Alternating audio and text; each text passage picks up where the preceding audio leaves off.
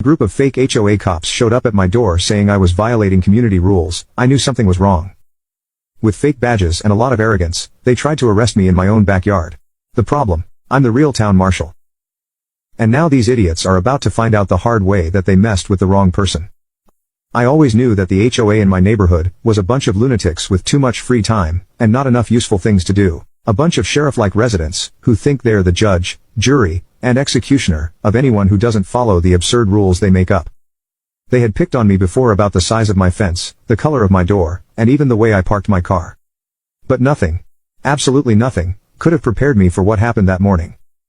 I was having my coffee, quite calmly, when I saw a group of people standing outside in the reflection of the window. There were 4 figures on my sidewalk, all wearing matching polo shirts, sunglasses, and an air of authority that looked like it had been bought at a shame sale.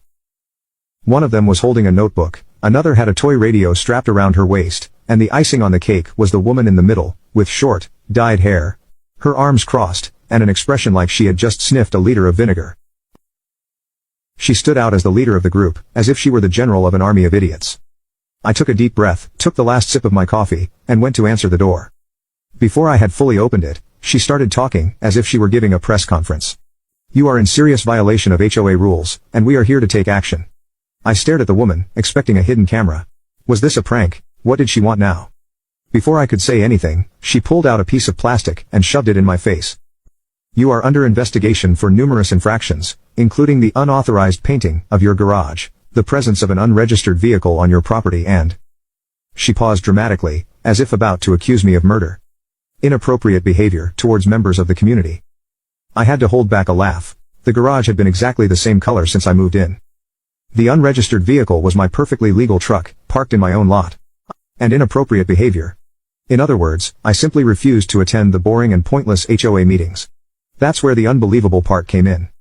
Because you refused to heed previous warnings, the HOA is exercising its right to civil custody. And we're here to take you into custody until the matter is resolved. Detention. I blinked a few times, trying to absorb what she was saying. "You want to arrest me?" Karen puffed out her chest as if she were about to receive a medal for bravery. "The HOA has full authority over this neighborhood." The other 3 idiots nodded in sync, like a choir of well-trained parrots. And that's when I realized the level of insanity. I mean, they really thought they had the power to arrest someone. Little did they know, I'm the town marshal. Not a mall security guard, not a neighborhood volunteer. A real deputy, with a badge, a gun, and a good dose of patience for this kind of nonsense. I kept my cool and decided to play along for a moment. "Interesting," I said. "Fine, consider this, how exactly do you intend to arrest me?" Karen pointed to one of the thugs, a man with a beer belly and a t-shirt at least 2 sizes too small. He pulled a pair of plastic handcuffs from his pocket. "Plastic. We have our methods," he said, trying to sound tough. It was official, the circus had set up on my doorstep. I took a deep breath, stepped back, and in one swift movement, pulled my wallet from my pocket, flipping it open to display my shiny badge. Karen's smile disappeared faster than a Black Friday discount. "Good to know you think you can make arrests," I said, keeping my voice as serious as possible. "Because right now, you're committing a series of crimes, including impersonating a law enforcement officer, and attempted kidnapping." Silence. Karen's eyes widened. Her henchmen exchanged nervous glances. For the first time, they realized they had been playing with the wrong person. "Blue, what are you implying?" the woman stammered, her confidence crumbling like a house of cards in a gale. I crossed my arms.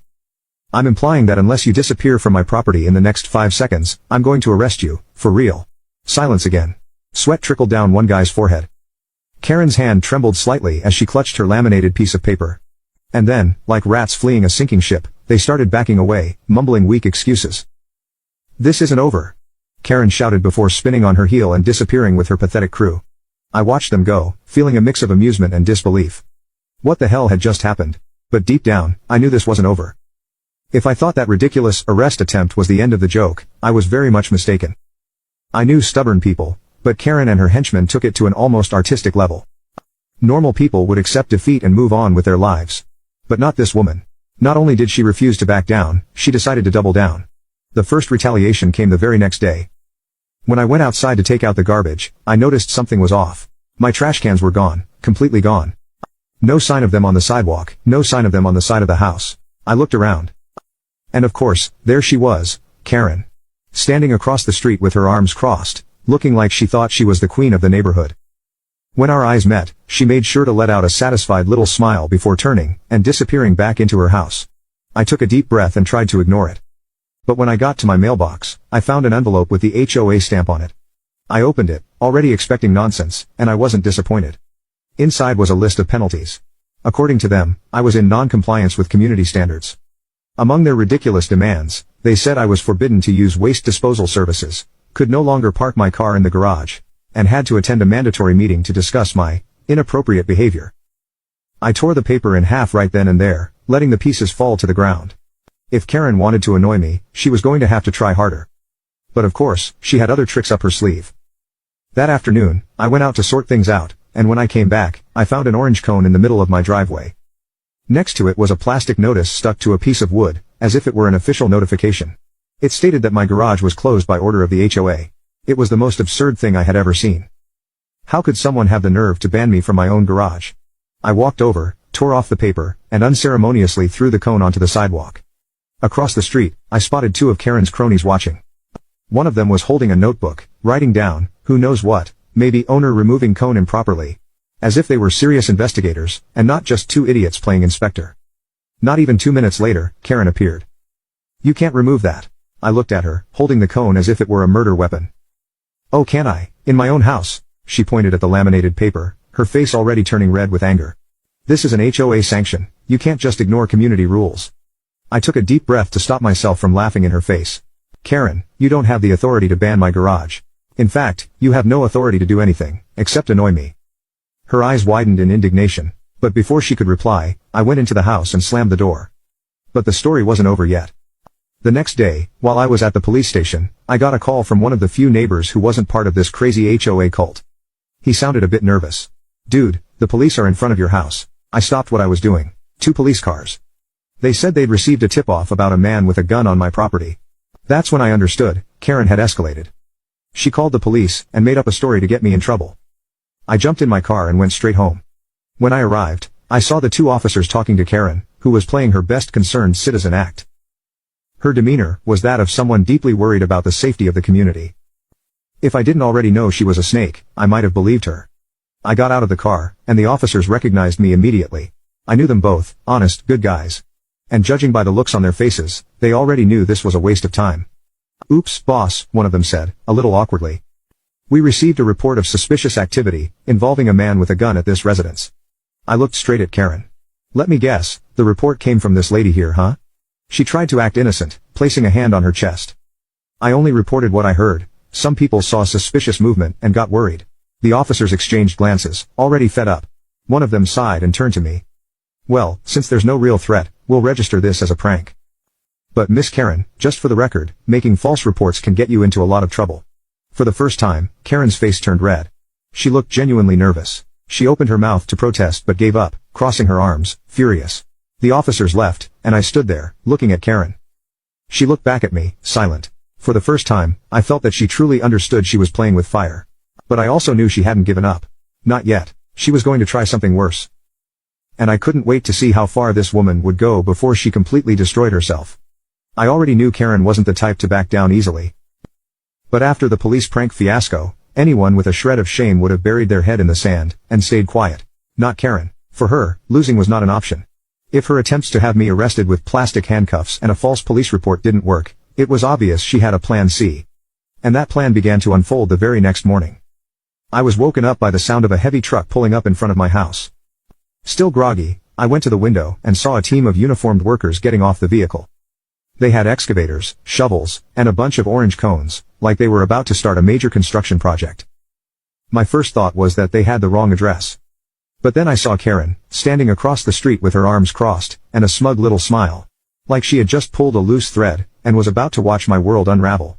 I went downstairs, still in my pajamas, opened the door, and walked over to the workers.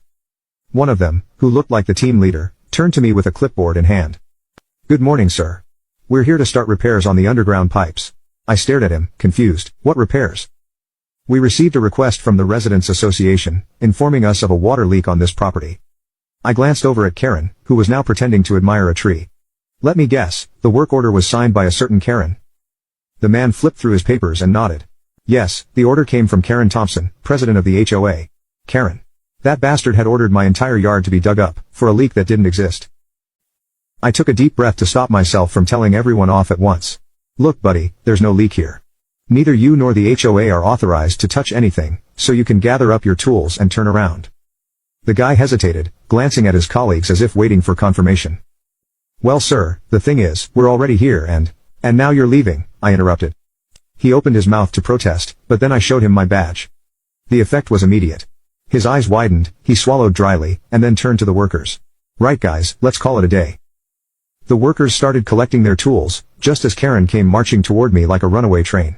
You can't do this, she shrieked. I raised an eyebrow. Do what? Stop them from destroying my yard for no reason. The HOA has authority over the neighborhood's infrastructure. And I have the authority to arrest you for trespassing and fraud. Her mouth opened and closed a few times like a fish out of water. For the first time, she seemed genuinely speechless. But of course, she recovered quickly. You're disrespecting the community. That's not how a good neighbor behaves. I took a step forward, lowering my voice just to see the color drain from her face. And you're meddling where you shouldn't be. Karen didn't reply. Instead, she threw her hands up, huffed, and stormed back into her house, stomping like a tantrum-throwing child. But of course, she wasn't going to stop there. The expulsion attempt. The following week, I received a letter from the HOA stating that my house was under disciplinary review. And that my behavior was harming the well-being of the community. Basically, it was their fancy way of saying they were trying to evict me. That's right, this crazy woman wanted me out of my own home. According to the letter, I had accumulated several serious infractions, and was openly defying the authority of the HOA. Therefore, my presence was no longer desired, and they were taking steps to revoke my residency in the neighborhood. I had to laugh loudly. The HOA didn't have the slightest power to do that. They didn't own my house. They had no control over my mortgage. They couldn't just decide I wasn't allowed to live here anymore. But apparently, Karen thought they could. To make matters worse, some of my neighbors started looking down on me, clearly influenced by Karen's smear campaign. Suddenly, I had become the neighborhood's public enemy number one, the problematic guy, the rebel defying the sacred order of the HOA. It got so ridiculous that one day, while at the supermarket, a neighbor who barely spoke to me approached in a hushed, gossipy tone. You know, some people are saying you really don't fit in here very well. Maybe you should consider moving. I gave her a fake smile. Some people should worry more about their own lives. She blushed and scurried away, the meeting of shame. The disciplinary meeting was scheduled for a Friday evening. I went just for the pleasure of seeing Karen fail live. The community room was full, with neighbors sitting in chairs lined up like a courtroom. Karen stood at the front, a pile of papers stacked on the table in front of her, clearly ready to publicly execute me. She sniffed, and began speaking in that condescending tone, like a kindergarten teacher explaining rules to children.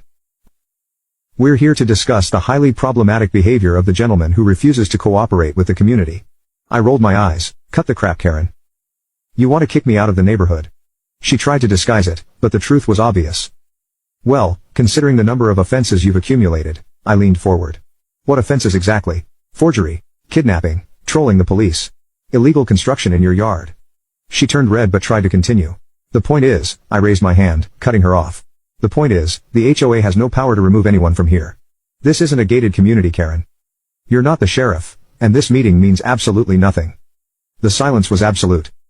Some neighbors glanced at each other, as if realizing this for the first time. Karen opened her mouth, then closed it, then forced a laugh, as if it were nothing. This is absurd. You simply don't fit into our community. I crossed my arms. Yeah, well, I think I'm going to continue not fitting in, because I'm not going anywhere. She stared at me, her face burning with anger. But she knew she had lost. Except, Karen wasn't the kind of person who accepted losing. And I knew she had one last dirty trick up her sleeve. I had seen Karen try to arrest me, dig up my yard, accuse me of false crimes, and even attempt to kick me out of my own neighborhood. Every time I thought she had reached the edge of madness, she found a way to outdo herself. And after the public humiliation she suffered at the HOA meeting, I knew she was coming back with everything she had. And she did. This time, it wasn't a ridiculous letter. It wasn't a cone in my driveway, it wasn't a false report. This time, Karen decided to play dirty for real. The week after the meeting, I woke up to the unpleasant sound of sirens outside my house. I glanced out the window, and to my surprise, I saw 2 county enforcement cars parked outside. And of course, across the street, there she was. Pretending she was just observing the scene, but with that same smug look as always. Karen had called the police on me. I went downstairs, and opened the door before the inspectors even had a chance to knock. One of them, a middle-aged man with a notebook in hand, looked at me with an air of forced professionalism. and got straight to the point. Sir, we've received a complaint about multiple structural irregularities in this property. We're going to need to carry out a full inspection. I looked confused. Irregularities? Yes. According to the report, this residence has unauthorized construction, irregular plumbing, and a possible pest infestation. Now, I wanted to laugh. Karen was no longer just playing games to annoy me, she was trying to get the authorities to literally condemn my house. I leaned against the doorframe, looking at the inspector. And who made this complaint? The guy hesitated for a moment before answering. Well, the HOA officially filed the complaint. Of course, it was the HOA, and of course, Karen was behind it. Okay, so let's go, I said, opening the door and gesturing for them to enter. Do the inspection. The inspector looked at me in surprise. He probably expected me to protest, but I was calm, because unlike Karen, I wasn't doing anything illegal. My house was completely up to code. They spent almost 2 hours inspecting everything, measuring walls, checking pipes, looking inside cupboards, and taking photos. All the while, Karen and some of her doormats stood outside, waiting for confirmation that I was screwed. When the inspectors had finished, one of them, a younger guy, came over to talk to me. So sir, we did the full check, and found none of the irregularities mentioned in the complaint. Your property complies with all county regulations. I tried to hold back my laughter, but it was impossible. So you mean the complaint was completely false? The inspector scratched his head, clearly uncomfortable with the situation. Well, technically yes, I smiled and crossed my arms. Good. Because I'm going to file a formal complaint against the HOA for harassment and misuse of public resources. Now Karen got nervous. She came marching toward me before the inspectors had even left. You're overreacting, it was just safety protocol. I rolled my eyes. Safety protocol, huh? Strange, because the inspectors said my house was perfect. So either you lied, or you're terrible at inspecting anything. She gritted her teeth and looked at the inspectors, as if expecting them to defend her. But they both just shrugged, clearly having no patience for this nonsense. She tried to argue some more, but I was already calling the inspection department to formalize my complaint against her. When she realized that this could turn into a real problem, Karen finally backed down. This isn't over yet, she grumbled before stomping off. But lucky for her, it was over. Over the next few days, Karen's situation only got worse. The complaint I filed against the HOA was taken seriously. Mainly because this wasn't the first time they'd received complaints about their bullying tactics. They began to investigate, and with that, other stories began to emerge. They discovered that Karen was fining residents, without justification. Just to raise money for the association's important events. She had also hired suspicious contractors to do maintenance in common areas, and embezzled some of the money. The icing on the cake. She wasn't even supposed to be president of the HOA. The rules stated that anyone in office had to be re-elected annually, but she simply never organized the vote. She stayed in power because no one had the patience to question her, until now. A special meeting was called to decide the future of the HOA, and Karen was there, trying to defend herself. But the situation was already out of control. Most of the residents were furious at having been deceived. The people who had once followed her were now clearly walking away, realizing they had been used. The final blow came when a county auditor was brought in to review the HOA's finances. The guy revealed that more than $30,000 was missing. That was enough to bring Karen down for good. The HOA board voted unanimously to remove her from office immediately. She still tried to argue, even threatened to sue everyone, but no one would listen. And then, finally, the police were called. She tried to sneak out, but 2 officers stopped her at the door. As the real handcuffs were placed on her wrists, I heard one of the residents let out a loud, "Well done, Karen." The self-proclaimed dictator of the neighborhood was escorted away like a criminal. After Karen disappeared off the map, the HOA underwent a major overhaul. Rules were loosened, unfair fines were cancelled, and the new board ensured that no one would ever again have absolute power over the residents. The funniest thing. A few weeks later, I found out that Karen had tried to appeal in court, but to no avail. She had to sell her house and move out of town. They say she went somewhere where nobody knows her. Probably planning to restart her little empire of control in another neighborhood. But here, peace has finally returned. And to be honest, it's never been so nice to see a for sale sign on that street. This is where our story comes to end.